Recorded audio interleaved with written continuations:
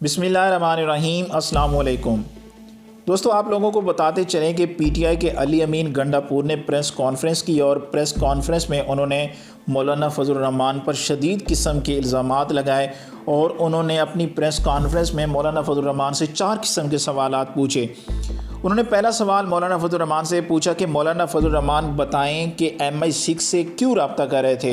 आपको बताते चलें कि MI6 बरतानिया की खुफिया एजेंसी है। उन्होंने दूसरा सवाल पूछते हुए कहा कि मौलाना फजल रहमान को हमको ये भी बताएं कि अजीत दोवल के साथ मीटिंग में आपकी क्या बातचीत हुई थी। अजीत दोवल दोस्तों भारतीय खुफिया एजेंसी रा का सबसे बड़ा अफीसर है और भारत के तमाम जो सिक्योरिटी के मसाइल हैं उनको देखता है।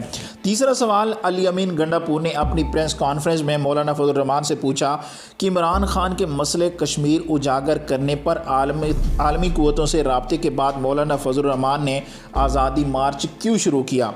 उनको क्या ज़रूरत पड़ी कि जब मसले कश्मीर को उजागर किया जा रहा था तो मुल्क के अंदर आज़ादी मार्च शुरू कर रहे थे।